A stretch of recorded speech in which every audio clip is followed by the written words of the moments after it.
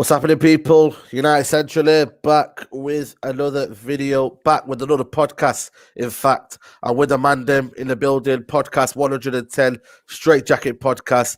I'm with a man them, guys from Pi Radio below me. You get me? Shout out to them, bro. Stro and Flawless. What you man saying? I'm good, fam. Can't complain. You know what I'm saying? Obviously, it could have been a better result, but just in general, man's good in it. So, zero complaints out here, active, keeping everything moving. Yo, Saeed, is it still 3-point Spudnik? Yo, spud me, man. Yo, you know what? I thought you weren't going to come with that, you know, after what happened yesterday. I thought you weren't going to come with that energy, but you know what? Real, man, real. You get me? I don't know what I was doing, man, then. You get me? I just got a bit too giddy. You get me? Like, man just went, yo, listen, we got the 3 points. Spud me, my G. Let's celebrate. Blame on the vaccine, man. Yeah, man. Trust me, bro. Yeah. I'll blame on the vaccine, bro. You get me? Like, you know what I mean? It is what it is, but yo, yeah, man. Nuruddin will be coming, man. He's on his way. You get me? You know, Nuruddin's always late, man. You get me? But Aaron, sorry, Nuruddin's always late, man. Arriving. Yeah, man. Nuruddin's always late, people. In the box. You know what I'm saying? You get me? Nuruddin will be here soon. But shout out to the people. Aaron, how you doing, bro? If you're blessing and done you. I'm still pissed about Saturday, man. But you know what? We move in it. We move. But I'm good. I'm just worried about tomorrow now. You know, obviously we're still complaining about what happened on Saturday, but we don't even have time to process it. Do you know what I mean? That's how quick the games are coming. Do you know what I mean? Thick and fast. So Tuesday tomorrow, West Ham. I don't know, man. I don't know. Seriously, I don't bro. know. I was just telling you off air, bro. Souček, you know, he won his appeal, so red card's been taken away. He's gonna be able to play tomorrow. Oh, but yeah, I'm good. I'm good. Someone says they don't want to see them knuckles again, bro. You're real Zlatan. They won't be coming again, bro. Don't worry about that. You get me? Someone saying, spud me, bro. It's crazy, bro. It's crazy. Musa in the building. How you doing, bro? You get me? We didn't see you last week, but good to see you again back on the Straightjacket podcast, bro. Yeah, man. I'm it's nuts. Bittersweet, man. You know it is. Yeah, man. Exactly, bro. And he's back with a vengeance, super dry. You know what I mean? Model. You get me? Shout out to Nuruddin. You know what I'm saying? Back in the dunya. How's it dunya, man? How's it dunya in Manny, bro? You know, the trickle snows, man. Did they get in your eyes today? I don't like them kind of snows, you know. When it's not proper snowing and it gets into your eyes. I didn't like them today. How did you feel? Is that me? I'm cycling like that, bro. I'm cycling like that. With a hoodie up and then the big coat up. So yeah, it's been all right, man. It's been all right. Lovely to see all you, man. Yeah. Yes, Musa. Yes, Florida. We're back. You know what I'm saying? Shout out to everybody in the building. You get me? Go, please smash a like on the video. As you can see already, 100 people already live. You get me? Make sure you do smash that like on the video, so support to the channel and whatnot. But yeah, man, I'm gonna start with Musa, man. You know what I mean? Musa, disappointing, man. Disappointing. Title race. What man, title race? It's like, you know what it is? We wanted to believe in it, but the reality is, you know what I mean, it just goes back to the fundamentals of where we are as a club, our ambitions, the manager, you know, like the owners. It just really goes back because we're not even in a position to take advantage of a season like this as much as we thought we was. And that's what got us excited, because with everything at our arsenal as a club and what we have, you know, this is a season that Man United should really be taking advantage of. And I think that's why a lot of other fan base from other teams also believe that, okay, yeah, Man United might be able to do something about it.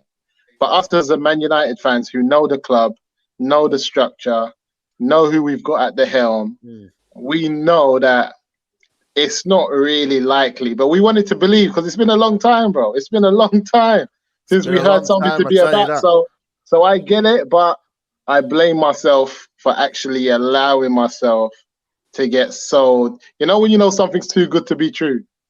What do they say? When something's too good to be true, it normally is.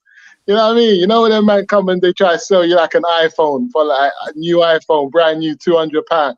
And are you sure? Are you sure, like? And you just want to take the you know what I mean, the deal, and then when you get done over and you get home and it's like it's a brick inside a box or something, you're like,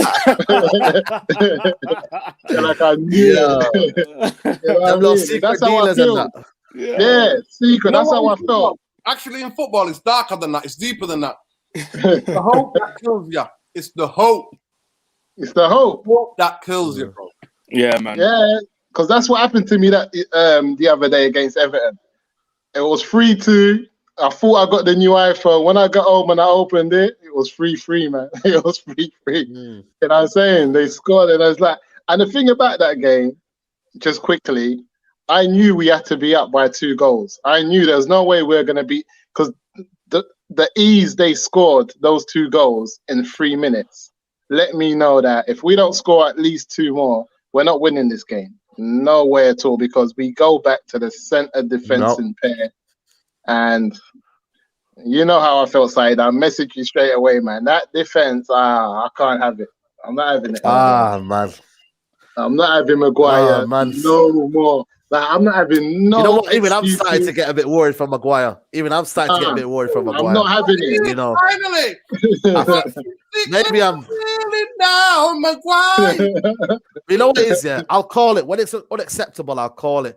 And I looked at Maguire, man. I thought, you know what, man? I'm not having that. Listen, he played Everton on for the last goal. Everyone else held the line, and he played them on. This is the captain playing on the strikers. Like, he played them on. And then after that, I didn't want to hear anything. I didn't want to hear De Gea. I didn't want to hear Lindelof. I didn't want to hear anything, because the guy played them on side. And once you play them on side, it's a wrap. Why are we keeping the line? Like, it's the last kick of the game. Hold your line. Hold your line. You're the captain. Hold your line. You know what I'm saying? Because normally, if that was a Wan-Bissaka that played them on, where would we be now? That was someone like Shaw, Wan-Bissaka. Like, it would be mental. And like, so for me, even the fact that he doesn't get the scrutiny that he should be getting, and he gets let off all the time, that pisses me off even more. Because it's like, why are we like sugarcoating him? You know what I mean? We don't play games with World Cup winner Paul Pogba. We don't play games with De Gea, you know, who's been there, done that. We don't play games with. So why are we playing games with, you know, super captain Harry Maguire? Like, it just pisses. And it's like the thought of him walking into that dressing room. What can you say? What do you say to your strikers and your your players who's put in a shift, put you 2 goals ahead? You've gone, you know what I mean? Then you've gone back up again ahead 3-2. You can't say nothing to them, man. They've done their job. And you're the captain. Nobody wants to hear anything you got to say. Like, we don't want to hear it. So, you know, go on. I think it's to play the rules. One second. Yeah, let me go. Because I just think, and I said it before when we done the video, I said, we've got a squad with only a few players that know what it's like to be in a title race or that have been around players that know what it feels like to be in a title race. And I gave the example of yesterday I put out a tweet as well, and I said, remember when the rumors came out, because it was only rumors at the time in January, that we're getting linked to Alaba and Sergio Ramos, because obviously both of their contracts expire in June, so they're going to be free agents. So obviously the rumors come out, Ramos to United, Alaba to United. Straight away on Twitter, everyone was like, no, not to United. They're only coming for a payday. This, that, and the other. And I'm like, yo, wait, are you paying their wages? No, you're not. Trust me. That's out the way. Secondly, Sergio Ramos and David Alaba are proven winners. Alaba, apart from Austria, which he plays for, he hasn't won anything with them. But with Bayern Munich, shout out to the Blue Boys Network. Shout out, man. Apart from with his country, Austria, who he hasn't won anything with. With Bayern Munich, he's won the league over there. He's won he's won the treble twice. He's won everything. He's won everything. Everything. He's won the treble twice. What Manchester United player has won the treble twice? Trust me. Do you see what I'm saying? Sergio Ramos, Champions League, La Liga, Copa del Rey, World Cup, Euros, Super Cup, UEFA Super Cup, FIFA Club World Cup. Like, he's won everything. And you're telling me that you wouldn't want winners like that in our dressing room? If Sergio Ramos was in that dressing room after that 3-3 draw against Everton, the way we conceded that goal, I'm telling you, everyone's head, including Ollie's, would have been ripped off in the dressing room because he's not going to take that. Sergio Ramos wouldn't take that. David Alaba wouldn't take that. And judging from their characters, I feel like David Alaba's a bit. He's less. I would say he would be less aggressive than a Sergio Ramos, but he'd still be like, "Yo, guys, what's going on?" Intelligence, man. Mentality and intelligence. They go hand in hand. And I don't know how good. And I don't know how good Sergio Ramos' English is, but I guarantee you, even in Spanish, he would have got at man. Seriously, man. Bro, he would have had a go at every single one, including especially Harry Maguire. Who's this? He's supposed to be the captain. Who's this saying for an average team and being second, we can't complain? Who thinks our team's average? I don't think it's average. I don't think our team is average, bro. Our team is not average. Our team is not average. With the best our team average. Yeah, our team. No, Belay Visual says, "Side I'm worried for Maguire." He said, "Not even Maguire is crap. Please fix up." Another note for me: for an average team and being second, we can't complain. I don't know, man. Belay Visuals. For one sec, I'm gonna disagree with you, man. I respect his view, but I don't think we're average. Yeah. We're not average. We're not average. I'm looking at the stars that we got at Man United, and this is another thing again where we said it the other day. You know what I mean? We've got someone behind a Porsche who's never owned a Porsche. He's never driven a Porsche. He's been put inside the Porsche, and he's still looking out the window of the Porsche, like waving to people, like, "Yeah, I'm in a Porsche, bro." You know what I mean? I'm like, he's still enjoying the ride. Whereas when you own the Porsche and you've owned one before, you just cruise in. You don't need to show be in awe. It's just a car. Drive your thing. Like, we're a serious machine, man. United. When I look at the players I'm looking at what Pep Guardiola's doing at Man City. They're not all that, you know. They ain't even got a number 9. And this centre back of Diaz and Stones that everyone's raving about, it's not Van Dijk. None of them in the back two are Van Dijk. It's just that they have good centre backs. Like, for me, Eric Bailly just keeps on getting injured, so we know what time it is. But Eric Bailly is at a level for me of a Diaz or someone. If he's fit and plays what he plays, we know what he can do. But the problem is with that guy, it's like Man United keep on saying, and this is one thing that I'm afraid of as well. Whoever we buy to somehow save Harry Maguire's career, how much pressure is going to be on that centre-back? Can you imagine? All the news reports, all the media reports, all the pundits, centre-back, centre-back, centre-back, centre-back. Then you come in at Man United and you have to somehow fix that back, that defence, and all that pressure's on you. That's a load of pressure for a centre-back to deal with. You know what I'm trying to say? And he's going to come into that because of Harry Maguire and all of this nonsense that we spent on him. So I'm thinking to myself, I don't even think we need like a Van Dijk type of level. Because the team's not that bad. We just need someone like Eric Bailly who's not getting injured every week. Someone who's fast, can, recover the balls, recover play, all of that. And he's a decent centre-back, like a good centre-back. It might not have to be like, the top 3, top 4 in the world, but just a decent top 10 centre-back who can do it and who's aggressive, who can command, sort out the back four. And this is the problem that I'm having. I'm looking at it and I'm thinking, come the summer, we're trying to get someone in because we know we have to. Everyone's going on and this is what you said before there, when people are complaining, like, why do we want Ramos?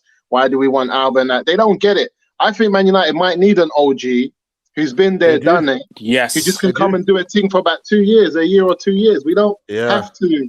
You know what I'm saying? I see Norden saying no there. And look at Thiago at Chelsea. Go on. If we had Thiago at Chelsea and he wasn't getting injured and he was able to play a season like what he's had in the last couple of games, what he's done for him, where would we be? You know what I'm saying? No, what is it that's missing? Sorry, go on, Aaron. I know Noden's going to say, they're old, and maybe he's going to say that. Maybe he's going to talk about the age, but there are people that are going to talk about the age. And yes, Sergio Ramos is nearly, 35 or 36. But what I'm saying is, if you're going to start talking about the youth and stuff, that slogan's already out the window because we went against our own slogan when we started getting Igalo in. So all this talk of youth, what was it? Youth, courage, and success. Is that what it was? We already went against it. So throw that out the window. Forget Yeah. that. And just bring some experience. I want a Cavani. I want a Cavani of a centre back. Yeah. I want someone like Cavani of a centre back who knows how to be a centre back, knows how to command and makes people better around him. Like we would have look at Cavani, 33, going on to 34. Everyone was hyping. He's one of the hardest number 9s in the league. Let's be honest. You know what I'm saying? If he was playing Cavani, listen, if City got Cavani in now, they would have been gone. Because they don't even have a number 9. They would have been gone. You know what I'm trying to say? So for me, we need a Cavani of a centre back if we can't go and get an ideal replacement. You know what? That's interesting, that, because I feel like the mentality we were talking about a couple of weeks ago, Nuruddin, we said, is Man United's mentality back? Lo and behold, mate, we got a slap in the face, like you said, man. You know what I mean? Same old, mate, bottle jobs. Same old, mate. You know what, man? You know, Jamie Carragher said, Man United are happy to be there. You know, it's almost as they're happy to be there. You know, if you're not going to win this title this season, do you think Liverpool are going to be this worse? I know Stroll's in the building out there. Are Liverpool going to be any worse than they are this season? Are Man City without a striker going to be any kind of like, you know what? Man City not having a striker. Jesus is the striker. But yeah, true. He played Messi. But he's not Aaron, come on now. Aaron, is he really banging in goals for them? Let's put some respect on the kid's name. But is he really? Majority of times when he's played, is he really banging in goals for them though? The guy scores goals. Right? Listen, this is where I just don't want any of the noise, man. Let me just say this, right? You both had your say. Let me just get to it, right? When people go about City, look at the City. I got 2 teams. Musa, I'm sorry to say, but City, I got 2 teams. That's why they got Mahrez. I go about it every week. I'm arguing with myself every other week. City, player for player, and Diaz is the Van Dijk, bro. Have you seen Diaz, the way he's organizing that defense? John Stones was the worst signing in history. The biggest waste of money for 50 million. Only 4 months ago. Everybody was like, well, John Stones, nowhere to be seen. Where was John Stones last season? Diaz comes in, organizes him. Next minute, the man's looking like a Premier League bowler. No, let me say this, right? So let me get into this now, right? Let me get into this, right? What's your point? Go on. Like I said, De Gea, we've got shit baggery FC. That's a new one for you, yeah? And I've already said on Aaron's channel, shit baggery FC. That's all we have. Shit bags at the back, right?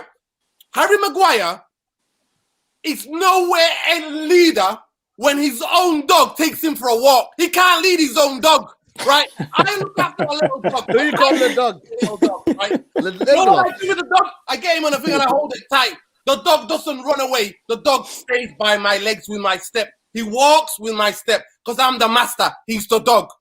Harry Maguire is the other way around. His dog is his master. His dog takes him for a walk, mate. That's how much of a leader he is. So let's not get me happy on that. Oh, nerding, man. David De Gea is the shitbag of all shitbag goalkeepers. David De Gea never comes out. He never comes out. I have never seen David De Gea coming out, punching balls. You know what, Aaron? You back me up in this. I look at the Bayern Munich goalkeeper. I look at Olbeck at Atletico Madrid. I look at even that. Absolutely. Yeah, command him. Yeah. Commanding, yeah. But when he was best in the world, he still didn't come out. Listen, I look at that Arsenal reject now. He's posing as a goalkeeper at Juventus. He's more commanding than David De Gea. What's his name again? Chesney. Chesney, right? The guy at Bayern Munich comes out. But when De Gea was best in the world, you give him 10 yards. That's true. Though. What about what Musa said there? What Musa said there? Goalkeeper. He commanded. Saeed, how much more do you need to learn? The man's been here over a decade at Man United. People said to me, but it's a Spanish goalkeeper. They're not used to crosses. They're not used to this. So I've been waiting. It looks like 100 years. David De Gea is a shitbag of a shitbag. Nah, tell me nothing. You know what? When he got fouled, it's a bit harsh, man. Saeed, let me explain this. Right? Let me explain this. The reason why I'm saying he's a shitbag of all shitbag, to being a goalkeeper, there's different elements to being goalkeeper. You know what the elements are? The elements are that some goalkeepers are amazing shot stoppers. Some goalkeepers are amazing at making saves with their feet. David De Gea has advanced the goalkeeping, right, as far as the role as a goalkeeper by making amazing saves with his feet. David De Gea, when you're down, when you're in that crucial minute, when the defense under pressure, can David De Gea come out and just plug that ball out of the sky and hold on to it and get player of the season. He was our player of the season. Let me finish. Saeed and Aaron will tell you, many a time when he was getting slaughtered, when the Spanish team are dropping him. I've come on here, Saeed, and I've defended him. Last year, or the year before, when we were still going to the games, you did a show and said, is it time to get rid of David De Gea? I was on here defending David De Gea. Do you know why? Because I'm emotionally bound to De Gea, because I remember at times where we could have been in relegation if it wasn't for De Gea. I remember those days. So what's changed then? What's changed for you? What's changed then? Why are you all of a sudden saying now is... The man has got cushy 400 grand. 400 grand in the bank. The man's got so cushy, it's unreal. And now he's showing his true shit baggery. The man is corona, so he can't fly home and he's got a couple of days off. The man has got to stay in here, and he's basically saying... Does the defense help, though, the man is ready for Miami, mate. Yo, guys, sorry, I'm gonna have to City, shoot, yeah? David De Gea is ready for Miami City, mate. That's what he's ready for. So is it the defense, though? Does it help, though? Does the defense not help? I've told you about your boy Maguire. I've told him already. His cat takes him out for a walk, mate. His cat says, come outside, come and stroke me on the patio. That's what kind of a leader he is. He's not a leader. Don't ever get me started. He's not a leader. And Lindelof, this Iceman, all of a sudden takes into... You know what? What happened when you mix oil and water? It starts being slippy, yeah? Oil and water are two bad things to mix. That's who Lindelof is. So don't even ask me. He's not just an Iceman. He's out here quoting 50 Cent, man. I fucks with that. Man said, we like oil and water, nigga. We don't mix. I love that. You know what I'm saying? I'm about to tweet that. No, they lift the camera up. Lift the camera up. Lift your camera up, Nordy. Listen, I'm animated. Let me tell you something. What happened? I actually, as a performance against Everton, I thought that the team played well. And I understand Ole Gunnar Solskjaer has listened to our criticism of him and he slightly changed the way the team play. With Harry and Maguire and Lindelof, Solskjaer said, we'll push up so much to the halfway line and we'll squeeze the game. And the two fullbacks go right up, so we'll make more chances. And the team's more attacking. We've done that. Saeed, I always said to you, where centre-halves earn their bread and butter is the near post, it's the middle of the goal, and the far post. That is where that corridor, the balls get delivered. Both Lindelof and Harry Maguire, it's like the blind leading the blind. Yeah. It's like Stevie Wonder. Soon as the ball comes into it, they all turn to Stevie Wonder, mate. They all go, well, I can't see nothing, can you? And then your boy Beckenbauer, whatever you want to call him, he's playing everybody on side. And you know what the worst thing is? He sticks his hands up. Everybody's sticking his hands up like that. I can't defend it. I really can't. Is that this? Man United squad is imbalanced. We've got the top six, like Flawless always says. We've got the Avengers in terms of the attacking areas, right? But apart from that, we're a bag of shite from goalkeeper. And the biggest thing for me now is that we're gonna spend money on a centre half and a striker. We need a goalkeeper, mate, ASAP.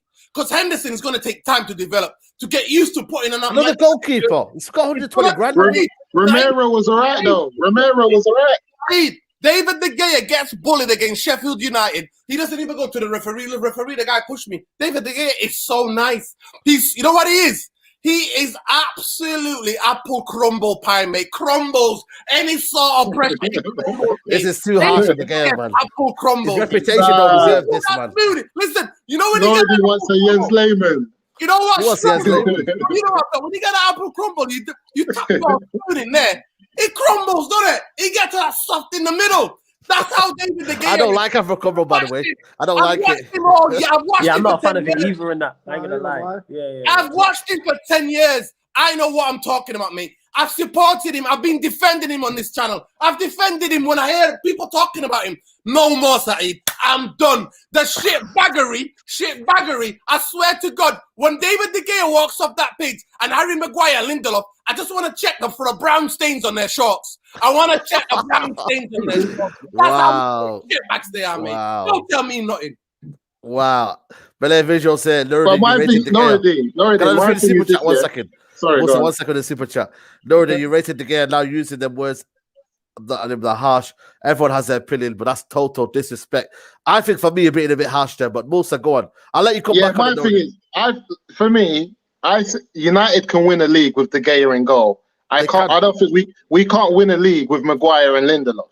So that's why I go for them first. We can win a league with De Gea in goal. De Gea hasn't been that bad this season, you know, Noradine. He hasn't been that bad. But with Maguire and Lindelof, it's making it even worse because I think you get a good defensive partnership, we can win the league with De Gea. Look what Alisson yesterday at Liverpool giving 2 goals away. Keepers do funny things, and whenever a keeper slips, all the cameras are on him. He can't slip. That's like Liverpool yesterday. Keepers can make mistakes, but United can win the league with De Gea, but we can't win it with Maguire and Lindelof. We can't, and that's why, like, I agree. De Gea is not the old De Gea, but for me, we can win the league with him, and I think I won't even put Henderson in. I still keep what's his name? The one that we're trying to let go now, the Argentinian goalkeeper. Romero. For me, Romero's not bad. He's not that bad. He can do a job. You know what I'm saying? Romero comes out, he grabs the ball, he does his thing. But this putting Henderson in goal with Lindelof and Maguire in front of him, Henderson is he's not gonna elevate. Henderson's gonna end up in a championship by the time that back two's done with him. Bro, by the time, did you hear me right? I said, let's go and get a goalkeeper so we can get a proper world-class goalkeeper. I want to bring in Stroh. Let's bring the 2 boys in. Please, Stroh, can you tell me, yes, that Alisson makes mistakes now and again. Alisson is prone to a couple of mistakes because I've seen him do it before. He's prone. But how many times has that man saved you in the Champions League, in the league? How many times has he literally, the 3 points is thanks to him? How many times? Nah, so it's like the year we won the Champions League, he pulls off that save against Milic in the last minute, which gets us through. He then makes the saves in the semi-final, makes the saves in the quarter-final, and then obviously he's making saves in the final as well, which then leads on to us winning the league. And he was one of our best players this season that we won the league. The amount of clean sheets that he kept, the amount of saves that he pulled off, he was phenomenal. But yeah, every goalkeeper makes mistakes, and this is the situation with De Gea, though. It's becoming a lot more regular. Like if you look at Alisson, the reason why everyone's made a big deal of it because you've not seen him do that since when you scored a couple of years ago when Lingard tapped it in. I've not seen that kind of mistake from him. Whereas, or the Leicester mistake when he first joined. Now, De Gea's mistakes are a lot more frequent. So as United fans, you're kind of expecting it, and that's the dangerous territory that you now want, and that's the problem that United are having. But Stroh, do you understand? I might have been harsh, but do you understand my criticism that he's a shitbag? Please. Do you understand? Noradine. For corners. This season, Noradine. Never this season, yard or the 10-yard box. Never. The man does not do that. He doesn't. And I've been waiting for 10 years. But my thing is this: when he was the best in the world or in the top 2, top 3, he never done that anyway. But my thing is this season, how many goals can you remember De Gea being at fault for this season? Something to you. To me, I look at the games where we need to do something, where we were 1-1, we need to get back or we need to get a start of it. Sheffield United, for me, I can't explain that because I'm telling you, that's like getting bullied. That guy, the captain for Sheffield, leans on him, grabs him. He doesn't even complain to anybody. You know, we all watch football, yeah? We all watch football. You know what, Stroh, most of us hopefully have played at least Sunday league level, yeah? Sometimes when you call, the referee's like, yeah, I agree. How many times have we watched football and the referee goes, yeah? And we already know the rule 1. The goalkeeper can literally decapitate someone in front of the referee, and the referee will go, well, it was a foul, Noradine. He got fouled. It was a foul, though. He got fouled, but he never went and complained and never went down or anything. And where's his captain? His captain should be complaining. Where's his captain? Let me bring in. I told you already. That guy's not a leader. That guy, as much of us a leader, the cat and the dog rule his house, mate. The cat and the dog rule his house. Noradine. Let me bring in Flawless in this one. Flawless. Is it a simple case of? Go on. Is it a simple case of David De Gea out, Henderson in, Maguire out? You know what I mean? Twanzebe in. So is it bigger picture? You put him. I'm not said that. I said you need to go and get a world-class goalkeeper. That's what I'm saying to you. De Gea out, someone else in. You know what I mean? Harry Maguire out, someone else in. Is it a case of Flawless here?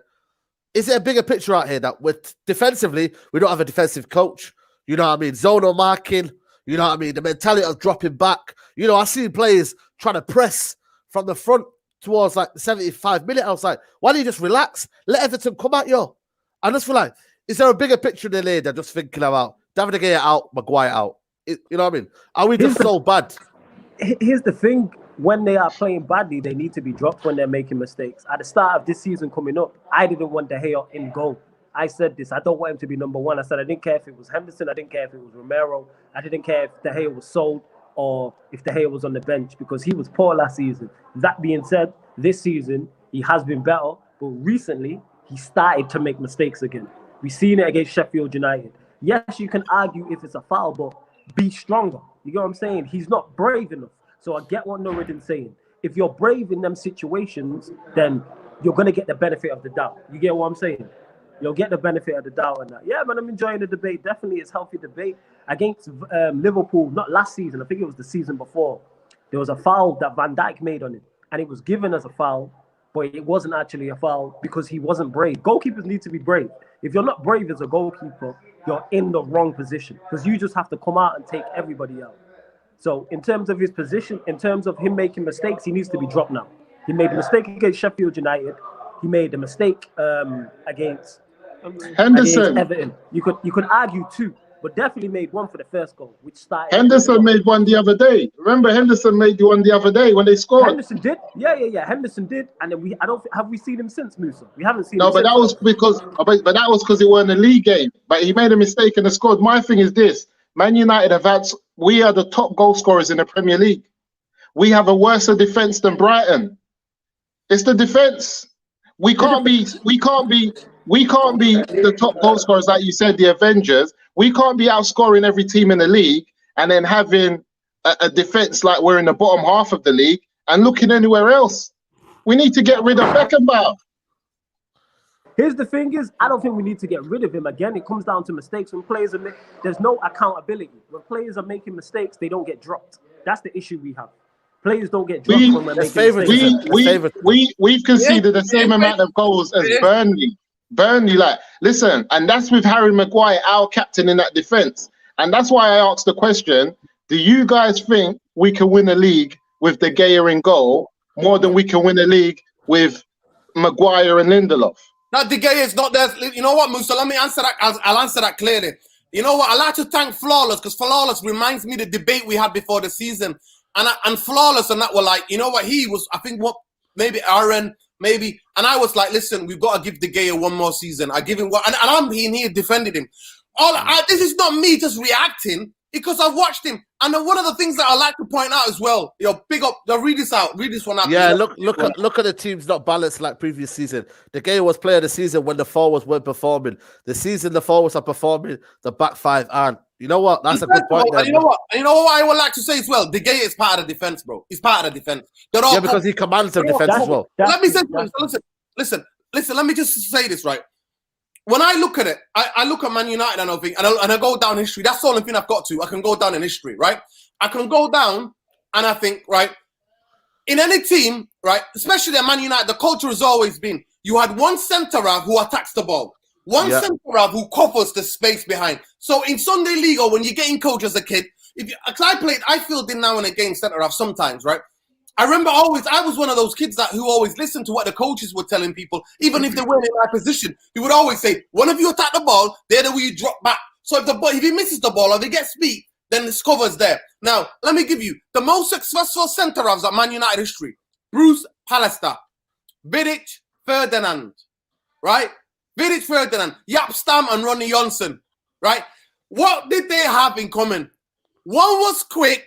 One was always there to clear up everything. Stam will clear. Stam will knock his run out the way to get to the ball, bro. He will slam his hand, grab his parents, slam their heads together to get to the ball. That's how he was, right? I look at Man United to be successful here, right? I look at Man United, and one thing I'm here, I always give credit. Because sometimes I don't just watch the match, I watch the shape, the way we are. For the first time, especially that game, I look at us going halfway line, fullbacks right up the pitch, pressing. So, of course, Lindelof, even though they had the babysitters, the babysit one, McTominay, babysit to number 2, Fred, were there on the pitch. We were pressing up the pitch. But when I look at centre-halves, I always look at and think, can you wipe? You know, Vidic, this is out of Rio Ferdinand's mouth. I remember Rio getting interviewed this years ago. I think it was on BT, I think it was. He said, what was the best thing about complimenting you and Vidic? He said, you know what, Vidic? He said, Vidic, we will always sort it out in the dressing room. He goes, even it wasn't about the coaches, it was us. We would call each other out. But one thing we'll say about Vidic is that as soon as the ball gets knocked in, you are the free guy to attack the ball. So you attack that ball. Forget Zono, forget it. So you can have half and half if you want. You can have half standing in line, half getting it, pressing against their man, right? So you can have half and half, right? But Vidic would always attack the ball. Harry Maguire's statistics, right, in the Premier League is that he wins more headers than anybody else in the Premier League.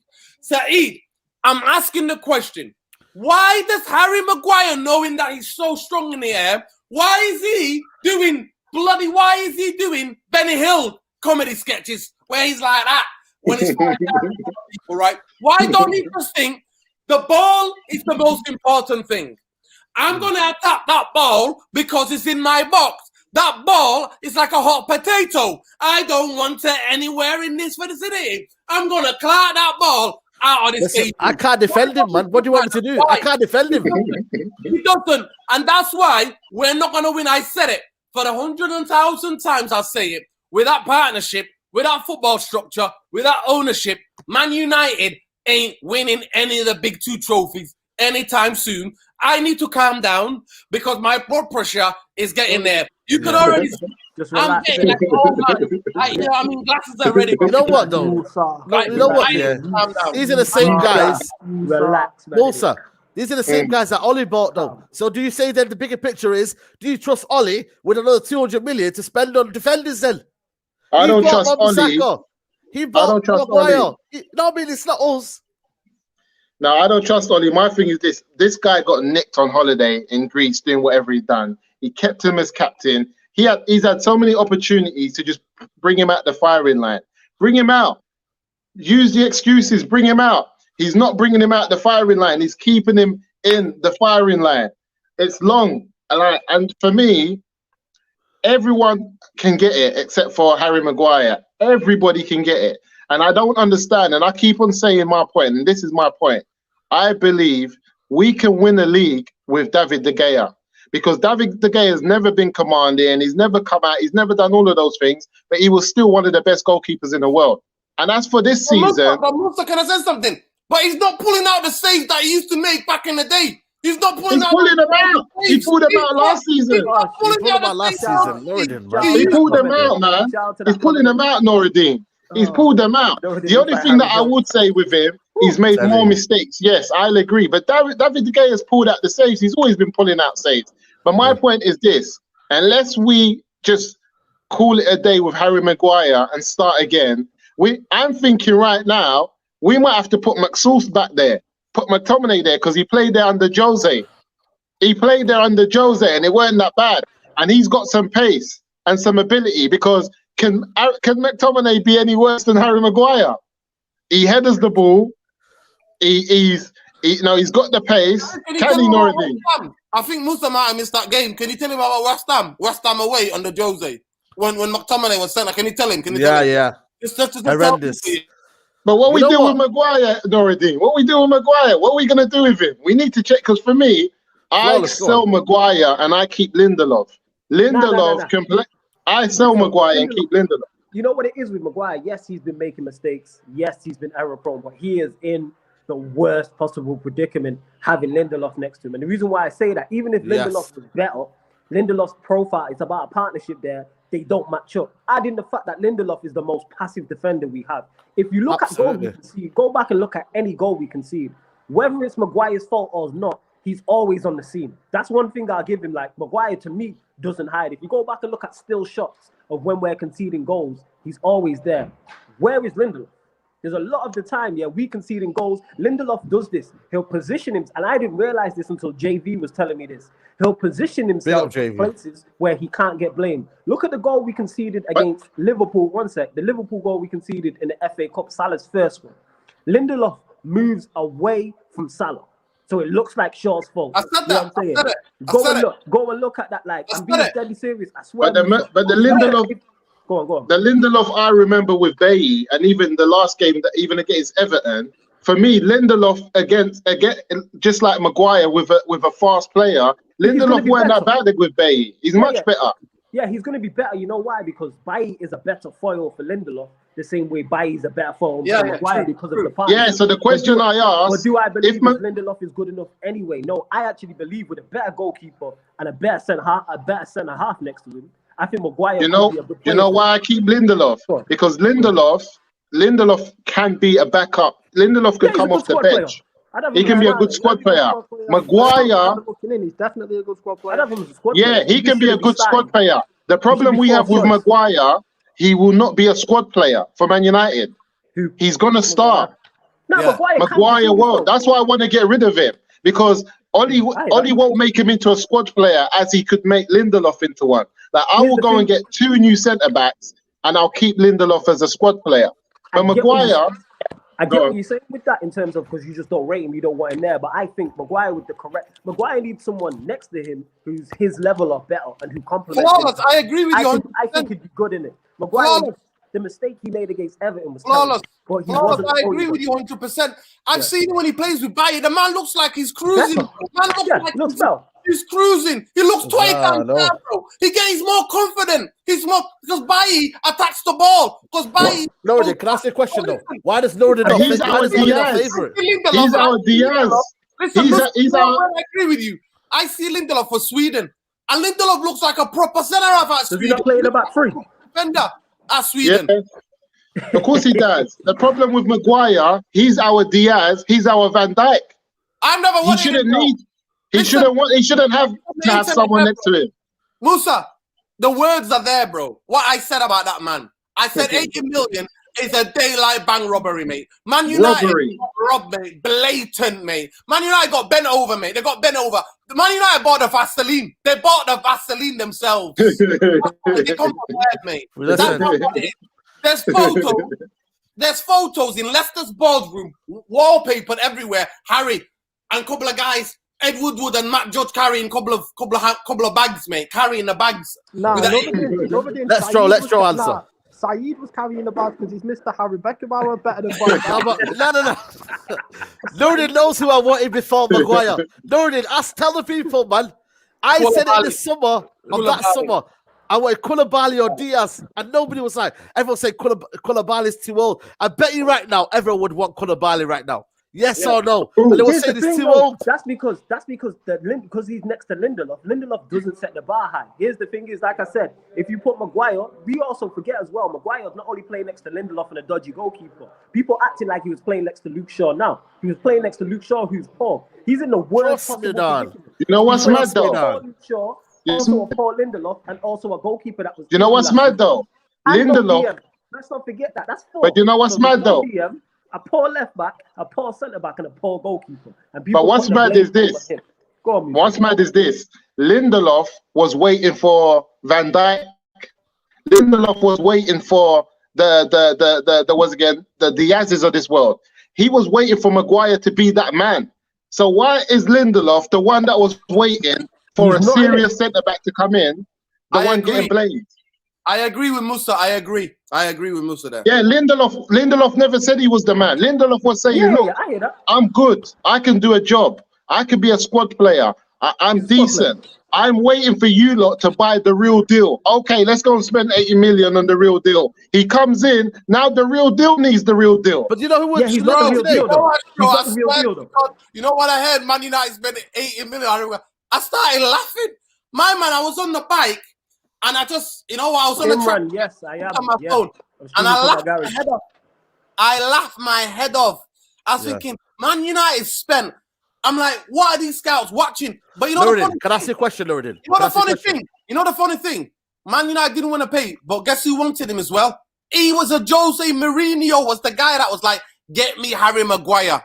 So when people it's all Ollie, it's not just all Ollie. It was a club decision. It's exactly the same way how Donny van der Beek is about club signing him, where Ollie's telling us we don't want him. And so he wanted them. I hope you got a question about Van der Beek, because if Van der Beek don't play, We all know their agenda. Well, we don't. Let's say it now. Pogba's out now. Big blow, out for a month. You know, talking about creativity. You know, does that mean now that Donny van der Beek gets a chance? Will he get a chance? These are the questions. Well, if he doesn't, then we all know it's an absolute agenda. There is an absolute agenda what's going on at Man United. Because if that guy doesn't, and now that we've become a possession football team, because that's only recently, right? We've become possession football team where we hold possession up the pitch. We're not counter-attack FC anymore. We want to have possession. We can't do that now. The best guy to hold the ball, to play 1-2 touch football in the midfield as the number 8 is Van der Beek. It's Van der Beek, because the way when he came on, what's his name? When Fred came on, the man I have never seen. You know what Fred is like? Fred is like Rashford when it comes to stupidness. Rashford gives all the kids, feed the kids. You know what? When Fred comes on in our pitch, you know what Fred is like? Fred is like, give the ball away to everybody. Hey, our team, have the ball. I'm going to give you the ball. Go easy on him. I'm telling you, Fred is atrocious. You watch that second goal. That wasn't it. James Rodriguez, that's his man. He just waits for the ball to go out wide and then just stands there. You're supposed to be in there. Making sure he's one of the most dangerous players in midfield in the Premier League this season. James, you let him have a free shot and he's not even that far away from him. And McTominay does not press the ball. McTominay might be thinking he's Jago now, yeah? Running up and down. He thinks he's in the military, yeah? Jago, who's Jago? That back and side, yeah? Shot back and side. Yeah, true.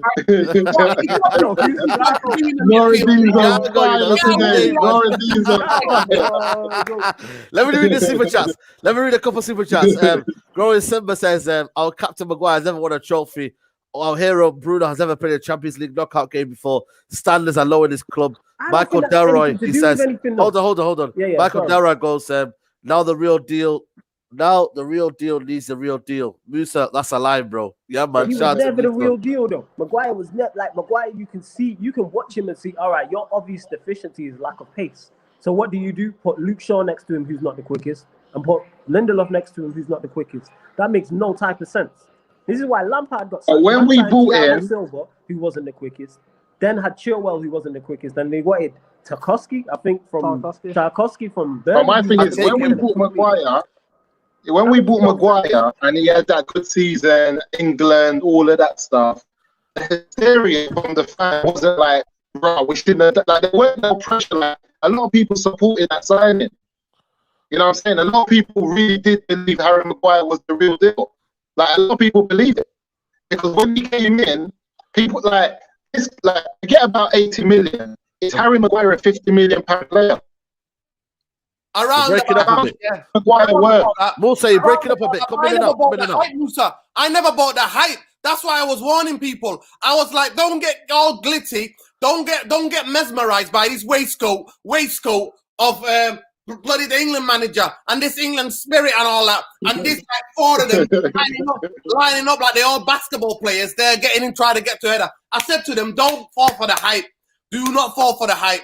All of a sudden, we got sold a dream. Saeed bought it and started calling him Beckenbauer. No.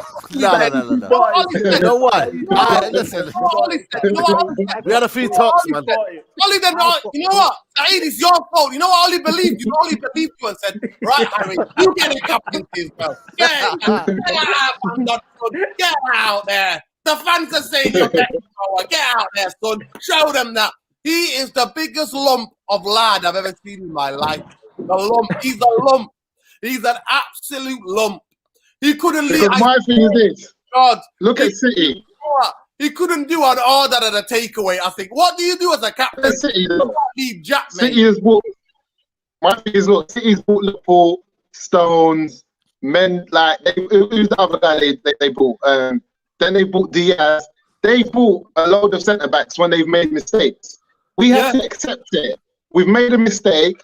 We can't even get. I don't think we'll get 25 million from Maguire. Let him go. Listen, Neil Ashton is moving with your thing. You know what, Neil? Musa coming out. Listen, Neil Ashton has moved to London and is messing with his thing, right? But let me say something now. City, I think, has spent about 400 million on centre half since he's been there. Was it 500? Is that right, Stroke? 500 million on centre halves? No, not centre halves. They spent 550 odd million on the defence, so that includes fullbacks, stuff like that. Yeah. Goalkeepers and all that. Well, do you remember how many centre halves City had? Yeah. And they're all gone. The Michaelis, what's that? Mangala. The Mangala. There was somebody else as well. The Spanish kid. Otamendi, Spanish Garcia. All of them. Look, that's why you buy all these 30 million, 50 million, 40 million. Saeed, I don't want. I'm being a bit hard on Maguire because that's the energy I have because the bottle jobs, the shitbaggery FC, that's what they're called nowadays. Shitbags at the back. Do you remember when we had Bailly and Rojo? Oh my God, they were ready for that smoke and some more. That man would listen. Man will take one. Could they stay fit though? Maguire, Lindelof are fit. No, Maguire, Lindelof stay fit, and that's the reason why they're playing. And let's not kid ourselves. Ollie, that's what I'm saying about Ollie. The levels of delusion. That's what I'm saying to you. You know what Ollie keeps telling us? Oh, he's got a back problem. He can't play 3 games in a row. He's got a back problem. The Iceman has got a dodgy back. The guy's oil and water mix, mate. It's slippy. He's a Bambi on ice, mate. And the worst thing about that last 20 seconds of that game. Look at you when you're a captain, Saeed. Please, Joe, explain this to me. If one of your most dominant centre halves gets the other centre half to mark the most dangerous guy of the other team in the air, wouldn't you be fuming? Guess who Lindelof is marking for that free kick? Lindelof is marking Calvin Lewis. Why is Lindelof marking Calvin Lewis? So Van Dijk did that at Old Trafford when Lovren was marking Lukaku when we got beat 2-1 or 2-0 when Rashford scored that goal. I was going mental, but then next season that didn't happen, and you see Van Dijk. Like, can I just address something? Let's just hold court for a minute, right? Saeed, you're now on trial. Are you going to admit that Maguire is not the same level as Van Dijk? No, hold on. You know what I mean? That was that season where it was a bit of a bad season. No, we don't need to talk about that right now because Van Dijk is injured. Van Dijk is injured in him, so we can't talk about that. You get me? Like, let's just stop. Second your point. Bro, can I say something now? Saeed wish he was on telly now going, we'll see you after the break.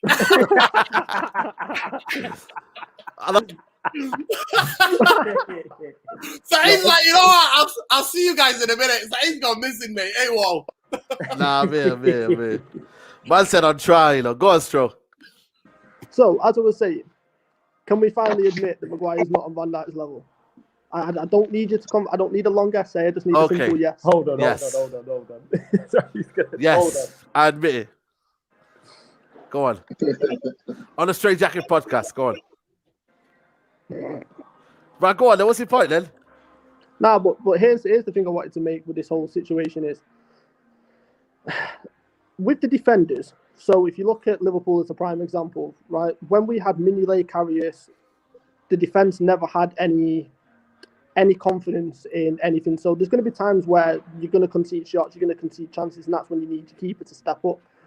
So as bad as Lindelof has been, as bad as Maguire's been in certain situations, De Gea's not helping that situation.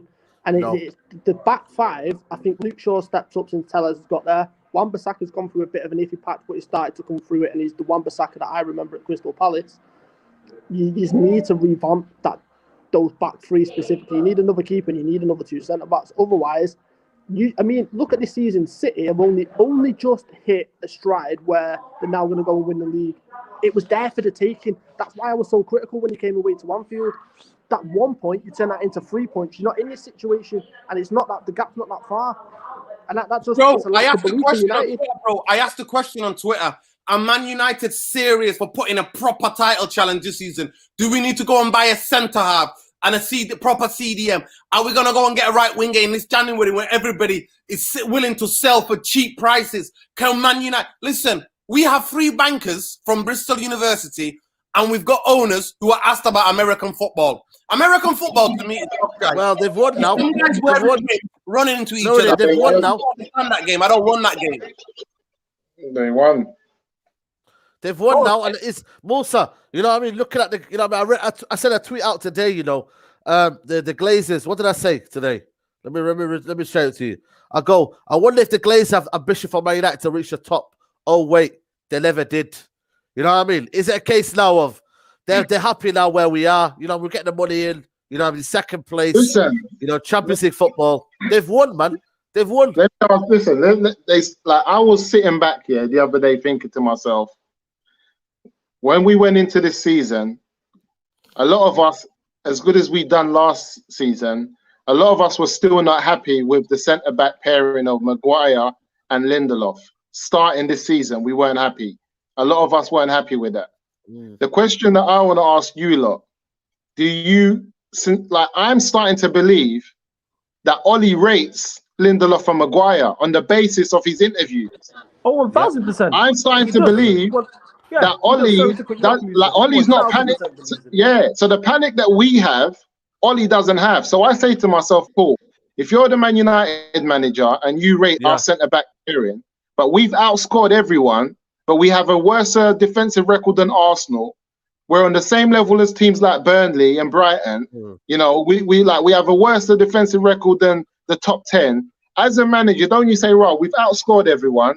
We're at the top half of the league. If it weren't for these two crap flipping defenders, we might be at the top of the league. Do you know what I'm trying to say? We're conceding last. Musa, what's the old saying of, you know, you can't help a guy that doesn't want to be helped? Is that the case with Ollie? So if Ollie rates Maguire and Lindelof, we're done. We're done. Yeah. Musa, we've been done.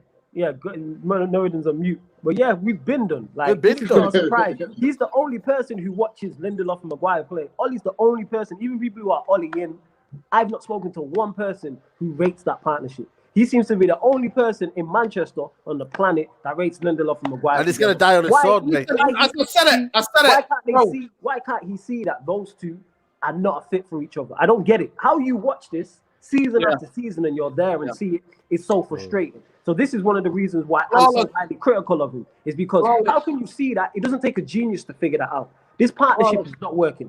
Harry Maguire has never captained anywhere. He's never captained. Listen, I wrote the tweet out. I said it for 1,000 times.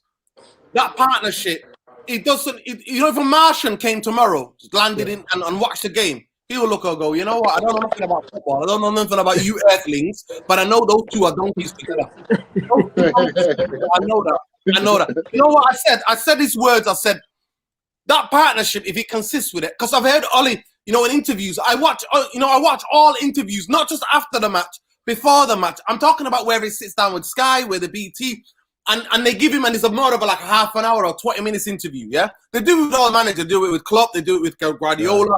They go there and rattled at a minute. Klopp's rattled. You know what he said? You know what he says? He says, I know I'm stubborn. And you know what he's talking about. He knows he's not dumb and blind. He's not dumb, deaf, or blind. He understands that the fans are kicking up about that partnership.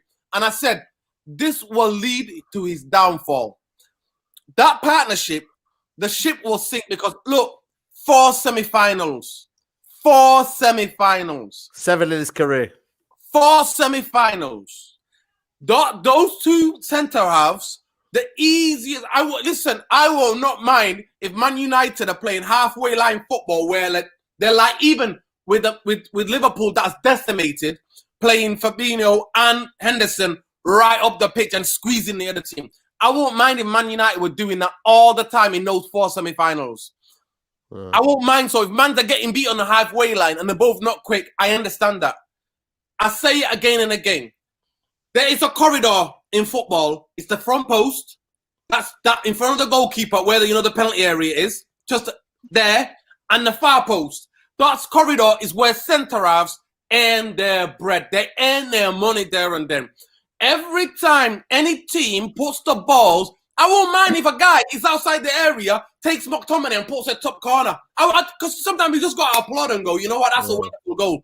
Man United in the 4 semi-finals, I look at it again and again. I study it. I watch the games again. I look at the goals specifically and I look at where the centre halves are.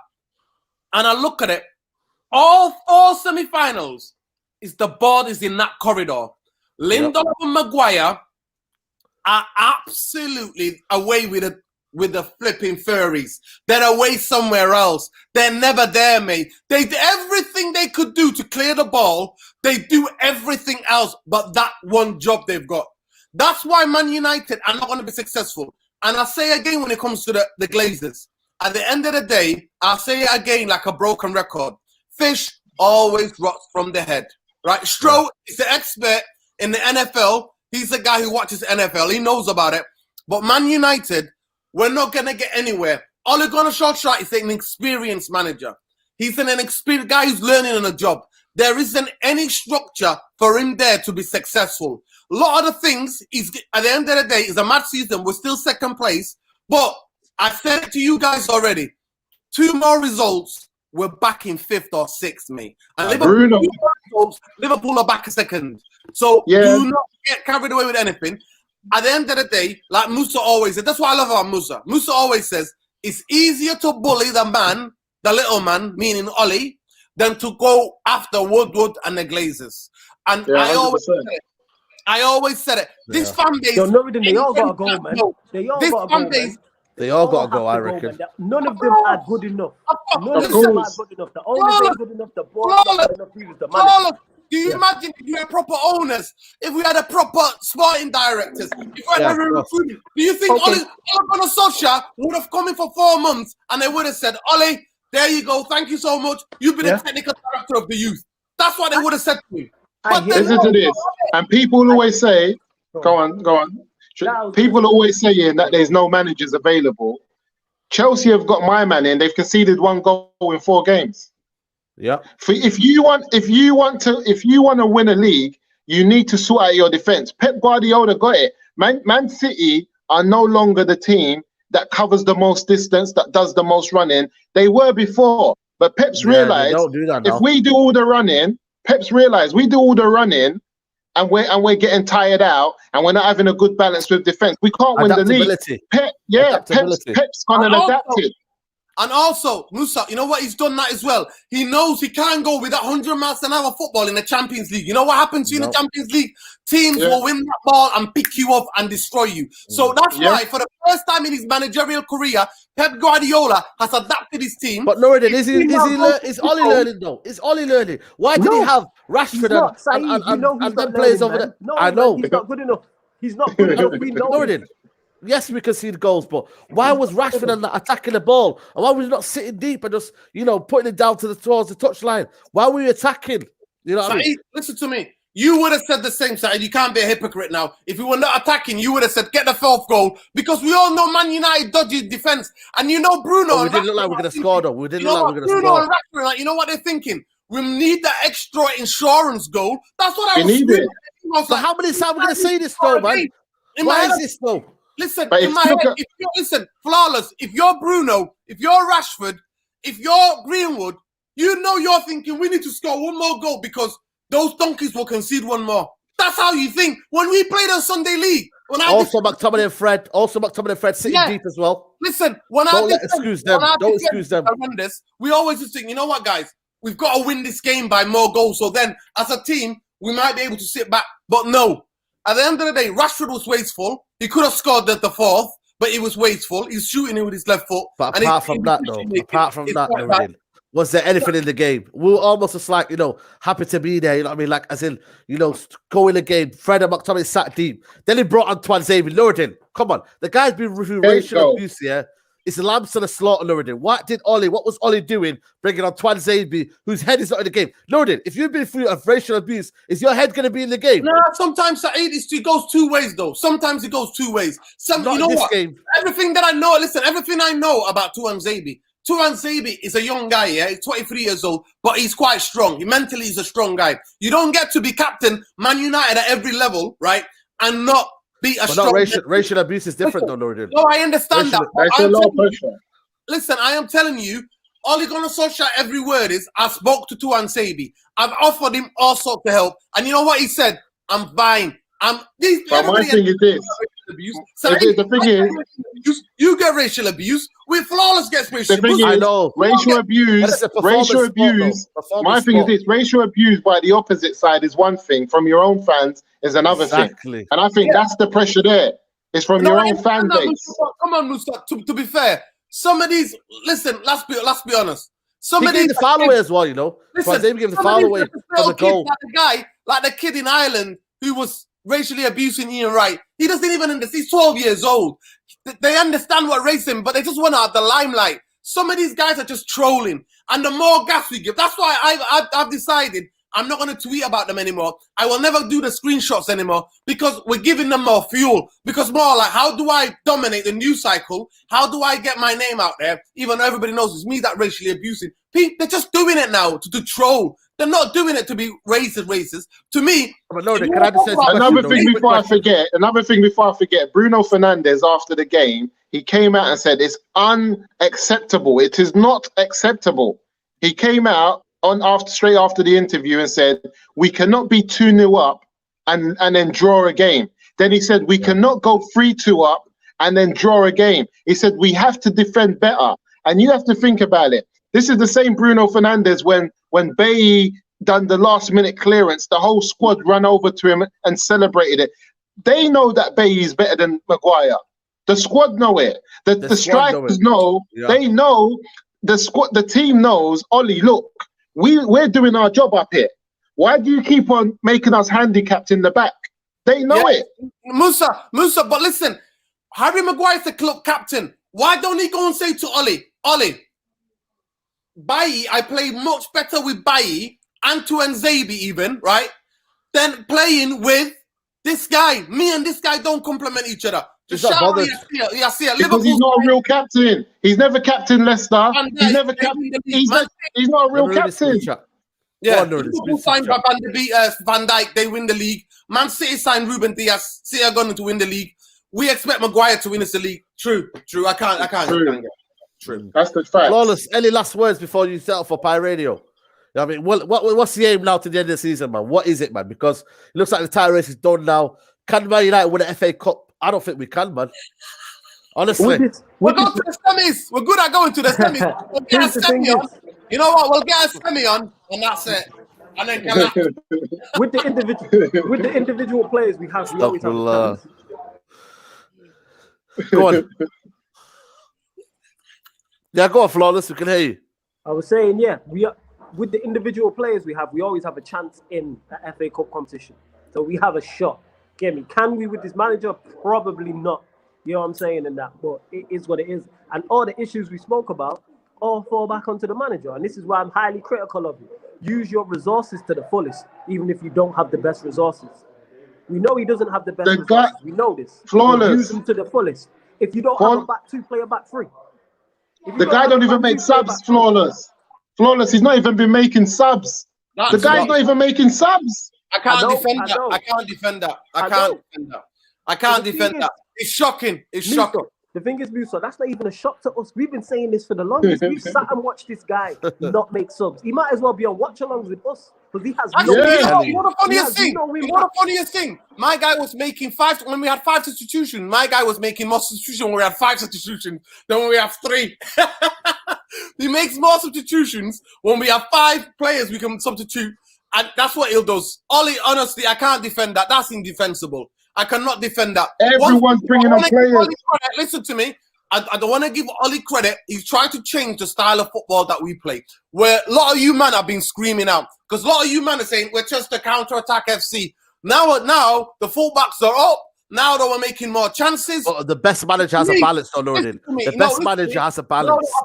Of course, but listen. I'm looking for perfection. Experienced guy. We are like... What did you say, sorry? Heaven. Made in heaven. So, no, what did you say then? He's inexperienced. He's been managing for 12 years as a manager. No, but Saeed not at this level. He's managed Cardiff. He shouldn't be at this level then. If he can't back it. Who put him there, Saeed? Who put him there? Your boy Woodward that you wanted to get a banner off. Shut your mouth.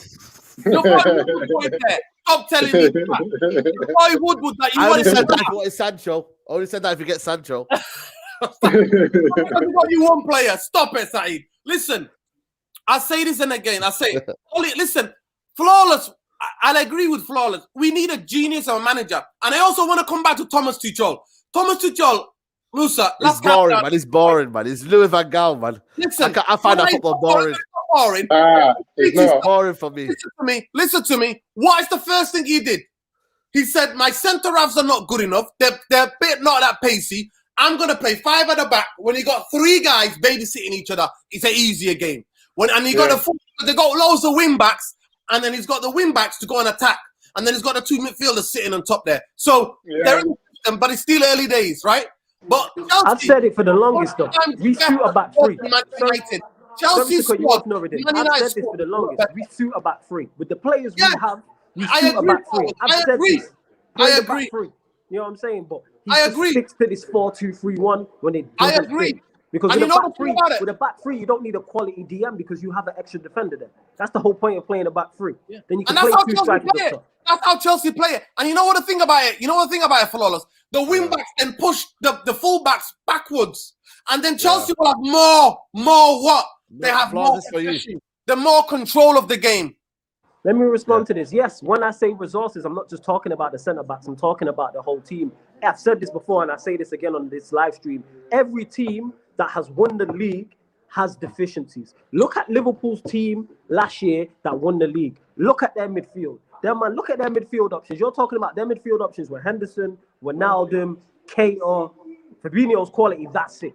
They didn't have any creativity, but the manager used the rest of the team and put a system together. All I'm asking Ollie to do is get the best out of this team. That is literally it. And on the defense as well, that's where Ollie has spent the most money. He spent the most money since he's been at the club on our defense, and our defense is the worst part of our team. That falls on the manager. Look at City's teams. They won leagues playing Delph at left back. They got a record. Yeah, exactly. With Fabian Delph. Them man have had Stones at the back. I don't rate him. You know what I'm saying? People can say what they want with the one sec. They've had Otamendi at the back. They haven't had every team. That's the truth.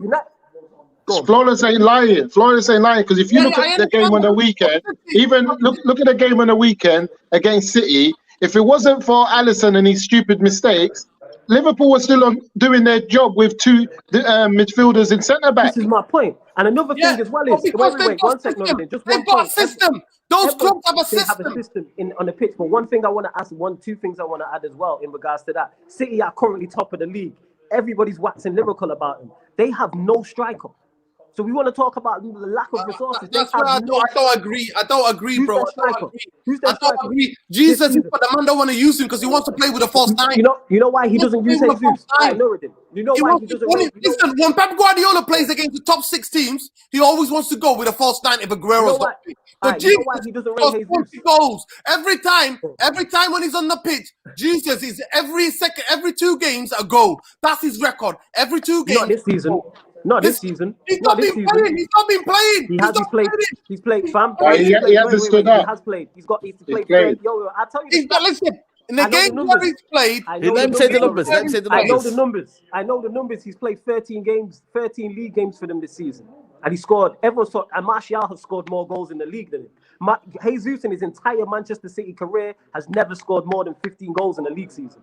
He's not a good striker. There's a reason why Pep doesn't use him, but that's not my point. My point is, if we had their attacking options, Manchester City, our fans... He scored over 20 goals at Man City. He scored over 20 goals at Man City. Yet when he gets played, he's the guy... Not in the league. Not in the league. I'm talking about in all competition. Against them teams in the FA Cup. He's scored over 20 goals when he's played. You know the mad thing about him? He never gets to play down the middle. He always plays him. I've seen him get played as like a left wing back. He's a system striker. He's not that good. He's not that good. He's the only fit striker they've had. He's not that good. Pep Guardiola, bro. Why you have to Barcelona? Sometimes when Henry and that guy were fit, he will never play them down the middle because he believes in a false nine. He believes in triangling the ball, and that's because of the system. Aguero had to fit. It took a long time for Aguero. When Pep came to Barcelona, they were like, Pep Guardiola. You look at throughout his whole career. Pep Guardiola and strikers. Pep Guardiola believes attacking midfielders and creatives and the inverted wingers scoring more goals than the actual striker. Because the way he plays, bro, is that he doesn't have one striker that becomes system. The striker has to fit into Pep Guardiola's system, and if they don't, then they'll get played. Game. Okay, and that, it's a specific guy, it's a specific manager who does specific things with strikers. Yeah. Club will never do that. Club did the same. That's why Bobby Sunshine. It's not Bobby Sunshine. He is probably Bobby Sunshine, bro. Bobby Sunshine. Listen, he keeps shine like the sun, bro. He keeps shine like the sun. So let me say something to you. Right, it's that certain people, they think having control of the midfield is more important. Your team will create more. If Jesus went to any other team, bro, I'm telling you now, he's banging in goals. For Brazil, he's not even banging goals for City. Listen, I don't want to talk about City anyway, man. But you don't bang in goals. Allow it. No, he doesn't, man. I know the numbers. Listen, I just explained to you. Check his numbers. His numbers are not impressive. I've just explained to you that Pep Guardiola has never, no striker has ever gone up and shone in Pep Guardiola's. Aguero shines there, but that's not the point. It took him a long time. It took him a long time to get used to. Aguero shines there. That's why people said, you know what, when Pep comes, Aguero's out because he doesn't play the way he does. Pep Guardiola specifically. Let me respond to this. He always plays number 9. Let me respond to this. One, I never said we could compete with Man City. Where did I say that? We have scored the most goals in the entire league. But people throw these stats up and say, oh, we're the most consistent team over the year. What have we won? We don't win anything. We're not going to win anything either. We don't win anything, so it's irrelevant. Let me kind of. Yasser is right. One sec. Yasser is right in terms of our owners haven't backed the manager fully, but he's been backed. He spent money. Get me? He spent 300 million or however much it is. You know what I'm saying? So we spent money, and we're no closer to a trophy. Pep Guardiola spend that more than a centre halves. That's a difference. Yeah, but the thing is, okay, let me respond to this. I've seen Tuchel go into Chelsea, and already in their first game in 2 to 3 days, you can see the impact he's had. None of them are his players. You don't need your own players to implement a system and a style. No. Listen, Flawless. Let me say something to you now, Flawless. Let me say something, right? We already know Chelsea always got ballers. That's why they can sack a manager. That's why they got sporting directors. Listen, they've got sporting directors. They've got people who find these players, and they always get the players that they want. Even Corona doesn't stop Chelsea from spending 250 million like it's nothing. They're the only club in world football, top teams in world football that spend that money during Corona. So don't compare us to Chelsea, because Chelsea... I'm not comparing. No. Don't put words in my mouth, because I'm not comparing. No. There was no comparison. The only thing with Chelsea to me, the biggest thing about Chelsea is that in recent years, they've not secured the centre-back positions. I get what you're saying, but I'm not comparing, so don't say that. I'm just saying to you, Chelsea I never said always got footballers because they've got an owner who's got ambition and sporting. All right, so let me reverse it then. All right, let me reverse it. If you look at Arsenal at Arteta, Arsenal fans hate their board as well. I seen Arteta go into Arsenal. I'm not talking about the board or anything like that. What I'm saying is, it doesn't matter who you are managing or where you're managing in professional football. You don't need your own players to implement your own style on a team. I seen Arteta go into Arsenal, and I could see the difference between his reign and Emery's reign. I know what Arteta team when I see it. Whether it's successful or not is irrelevant. That's not what I'm talking about. All I'm asking Oli to do is implement a style. We don't have a style. Arsenal have a style. That's absolutely spot on, Flawless. All I'm telling you is this. That's why I'm saying to you, Flawless. I'm telling you, Ollie's never going to have a style because Ollie is never been tested at this level. He's never been tested at this level, and he's never going to have a style because when he has no players and he wants to play. I've seen him change the last couple of games. I've seen the fullback score up the pitch. I've seen us go halfway line to try defend. I'm trying to see. And some of you, you might miss it, but I see him changing Man United from a counter-attacking football team to more possession-based football team. And then when you lose the ball, then our defense is more exposed because we're not all defending. Unless we babysitting them, Saeed, they can't. We have to. But that's the problem, though. The problem with Ollie. No, he's the problem. On the defense. The problem with Ollie is this, and I think the problem is this with Ollie.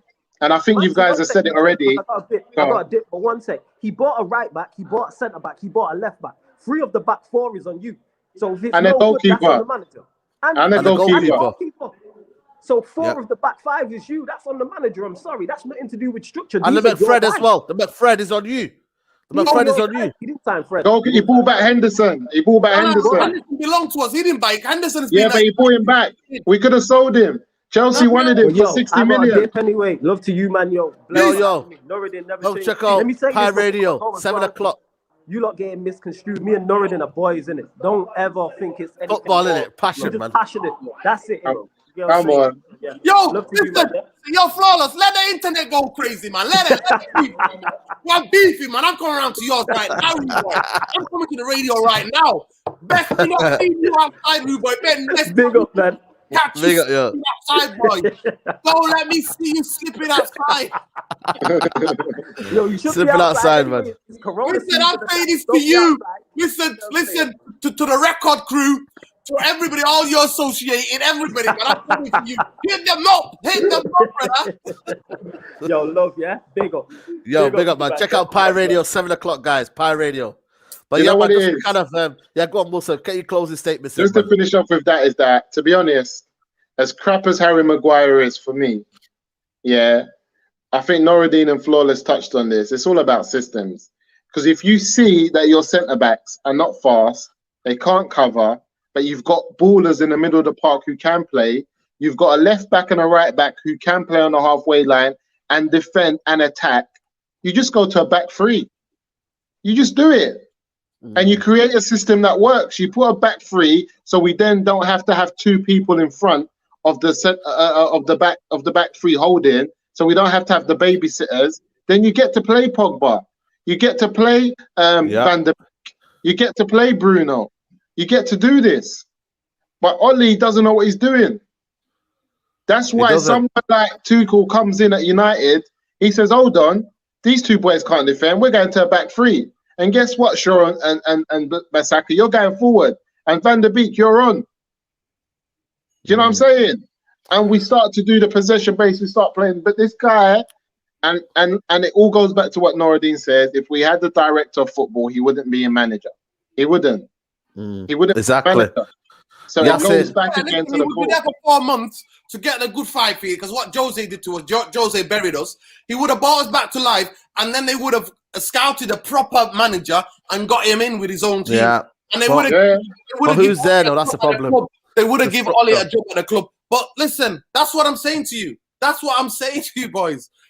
So what we got to do? We just got to suffer then. Is that your solution? We just got to suffer. I don't even think Oli comes in. I think Carrick takes over after Jose, and they don't even bring him in at all. They just put someone like Carrick there for till the end of the season. And like what Norridin said, they go and get a proper manager. They don't even call him from Norway and take him away from that team that he was at. He doesn't even get on the plane.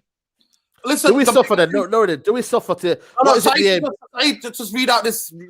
First thing, we are second in the league. Second, if Oli isn't good enough, doesn't need more resources. He does. Listen, I always said we got them two little youngsters. How much would you give him, Norridin? How much would you give him? Ole Gunnar Solskjaer more now. We all blacked up. The guy asked for a centre half, right winger, and a CDM, and we got him two little wingers. And now one of them is playing on the 23s, and the whole club is getting gas. Sending out. I don't believe. You know what it is? I don't believe Oli asked for a centre half as a starter. I believe Oli asked for a centre half as a backup, because I actually believe all this Upamecano stuff. I don't think that Oli's number one, because you have to think about it. Last season, our front three outscored Liverpool's front three. We brought Bruno in. We had Pogba and we had Van der Beek. Van der Beek came in. It was for a change. Oli's thing wasn't, I need a centre-back, I need a centre-back. He wasn't fully on it like that. If Oli was fully on it... Bro, I'm telling you now, the man, I know that it's a horrendous paper, but they've got good sources. Oli asked for a centre-up, a dominant centre-up, because he realised Harry Maguire is not quick, bro. Ole Gunnar Solskjaer wants to play halfway line football, possession football, and the only way you get that is by having a quick, dominant centre-half that's aggressive. It is in a defence. That's why everybody's got back in the team. But he's benched him in the big games. Recently, he's benched him in the big games for Maguire. I know that, because you know why? Because he thinks that Maguire and Lindelof won't come good, and they're not going to. But he asked for a centre-half. He has. Just answer your question. You know what? It's like Ollie's saying, well, you said to me, no, I can't get a centre-half, so I'm just going to play those two. They're going to mess up, and then that's how he's going to roll. Let's speak about tomorrow's game. Start with you, Musa. Predictions, you know what I mean? Big game, tough game. Souček's ban has been rescinded. You know what, man? I think it's going to be a tough game. I agree with tomorrow. you, Roland. I agree with you. I agree with yeah, Roland. Shout out to Roland. We give a balanced opinion here. You know what I mean? It's not always one opinion. But tomorrow, West Ham, what's your thoughts, bro? I think, to be honest, I think David Moyes wants a trophy. I don't think he's coming to play games. You know what I'm saying? They've been playing well. I just don't know, man. I find it's going to be a tricky game for us because Oli can't even... Good defense. Yeah, good defense. And Oli can't even, call. FA Cup's he's meant to be playing. Tomorrow's when Van der Beek's meant to play. We're meant to play our young buck, the right back. These are the games they're meant to come in. But Oli can't even afford to bring in new faces. Yeah. I don't know about that, Jaden. I don't know about that, Jaden. He's doing a decent job at considering what club he is. Let me say something. Man, like the Hulk Antonio is coming for us tomorrow. Don't get it twisted. I know. It's gone. I think this is going to be a tough game. I'm glad that David De Gea. That's why I'm glad David De Gea is not playing tomorrow because Antonio will just stand on his toes and bully David De Gea like he bullies the other man. But tomorrow, if Bailly doesn't play tomorrow, we're in trouble, boys. We're in trouble. You know what's happened yesterday? You know what happened the other day? Against Everton, what Everton showed the other teams was the other top 10 teams or top 6 teams. Everton showed them United can go 2-0 up and their defense is weak enough for you to get back in the game. Don't panic. Of course. And now teams have seen that. West Ham going 1-0 down tomorrow or going 2-0 down. They don't give up the game. You know what, Musa? Everton had 3 chances on goal. They have scored 3. Yeah. We're done. We're done. I think this is a big game. Midfield battle. Rice and Souček will bully McTominay and Fred, mate. They will bully them too, mate. But that's why I don't. Saeed, that's why I don't want to see Fred and McTominay tomorrow. I want to see Van der Beek, bro. If Van der Beek doesn't play tomorrow, we're in check trouble, brothers. I'm telling you now. Because there might be periods in the game. That's why when Pogba went off, I was like, bring Van der Beek on because we'll keep the ball. I'm sorry to say, Saeed, I love Fred.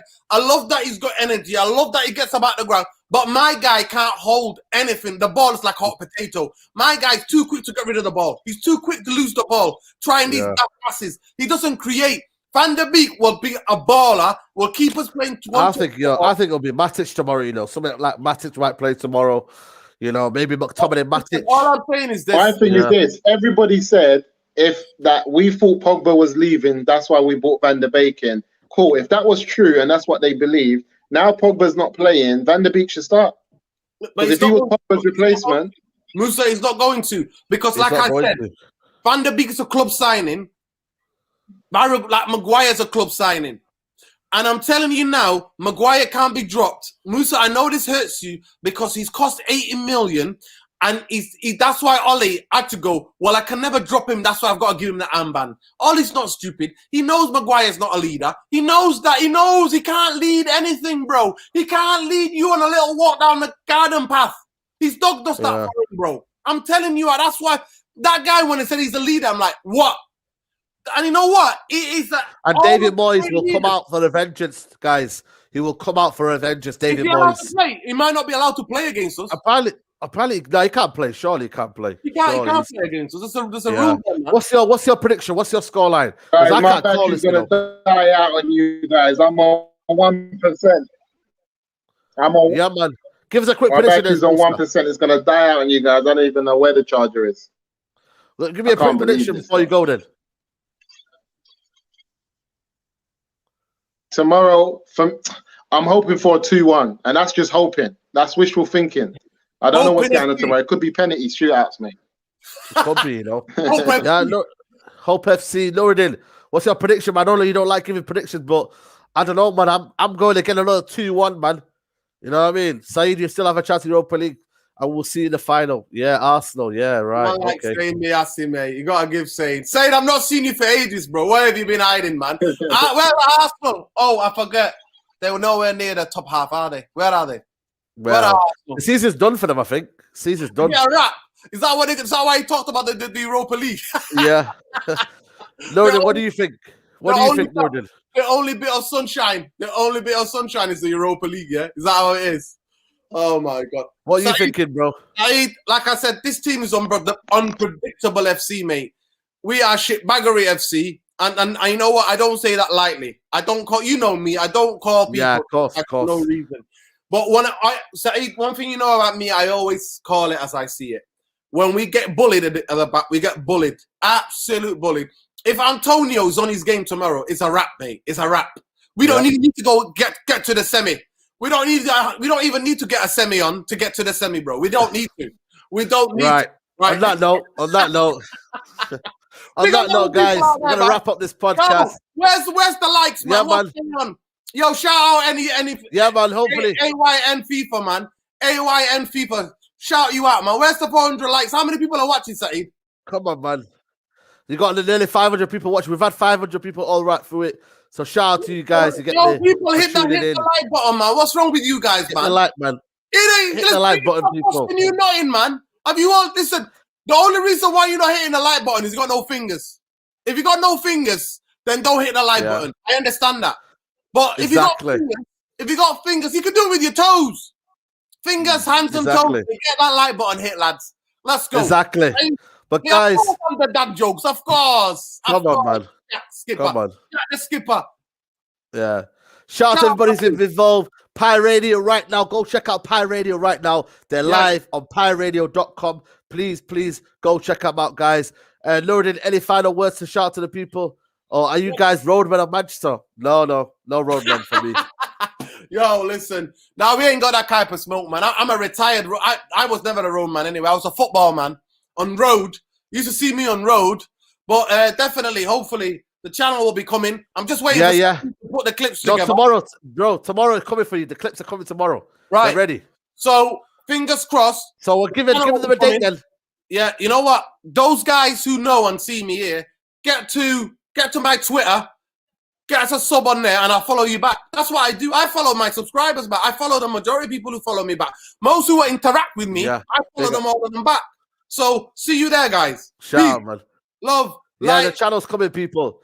Man, like the video, subscribe to that essential. I know I put a tweet out, obviously, about the 63rd anniversary of the Munich disaster. I put a good, decent documentary on my Twitter. So most of you young guys, most of the international fans, go on to my Twitter. See my on Twitter, you see the tweet there. I posted a video on there that will educate some of you about the Munich disaster. You know, the Munich air disaster that happened. Why Man United are the team that they are. Why the club is the way they are, right? Where the romance is, where the love is. So go and check it out there. That guy, Red Devil. Come on, man. Love. Shout out to Mr. Aaron. Shout out to everybody in the building. Don Robbie, everybody. Shout out to everybody who's been involved. Stay healthy, man. Stay healthy. Look after your families. Love, man. Love. Yeah, man. Enjoy the podcast. Please smash a like on the video. I will see you soon, guys. Take care.